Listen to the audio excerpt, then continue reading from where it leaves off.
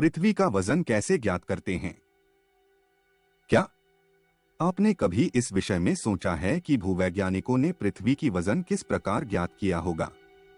आमतौर पर जब हमें किसी वस्तु का वजन ज्ञात करना होता है, तब उसे तराजू के एक पलड़े पर रखकर उसे तोल लेते हैं। छोटी वस्तुओं का वजन ज्ञात करने के लिए छोटी तराजुओं को प्रयोग में लाते हैं और कुछ बड़ी वस्तुओं का वजन ज्ञात करने के लिए बड़ी तराजुओं को प्रयोग में लाते हैं। अब समस्या यह है कि कितनी बड़ी तराजू बनाई जाए जिसमें पृथ्वी जैसी महान पिंड का तोल किया जाए, और जब पृथ्वी को ही रखकर तोलना है तब इस तराजू को रखा कहा जाए। ऐसी तराजू के विषय में सोचना केवल एक कल्पना है। अब प्रश्न उठता है कि पृथ्वी का वजन कैसे ज्ञात किया जाए।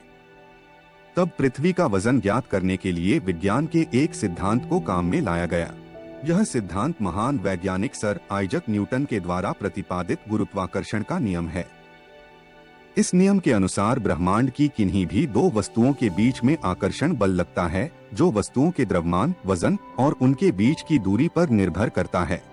वस्तुओं का द्रव्यमान जितना अधिक होगा, उनके बीच में लगने वाला गुरुत्वाकर्षण बल उतना ही अधिक होगा, और वस्तुओं के बीच की दूरी जितनी अधिक होगी, उस दूरी के अनुसार यह बल उतना ही कम होगा।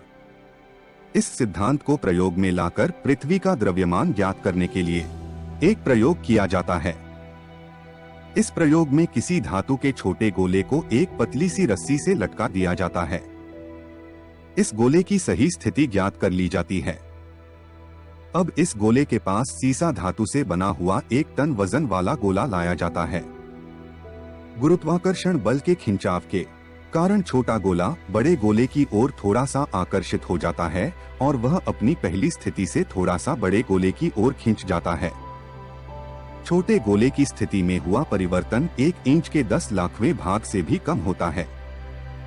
इस स्थिति परिवर्तन को बहुत ही सावधानी के साथ अच्छे यंत्रों की सहायता से माप लिया जाता है। इस दूरी और भौतिकी के भार के सूत्र को प्रयोग में लाकर पृथ्वी का द्रव्यमान ज्ञात किया गया है। इसके अनुसार पृथ्वी का द्रव्यमान 5.972 टाइम्स 1024 किलोग्राम है। हमसे जुड़ने के लिए धन्यवाद। वीडियो को लाइक जरूर करें क्योंकि आपकी एक लाइक हमें और भी प्रोत्साहित करती है, और कमेंट बॉक्स में अपनी राय रखना ना भूलें।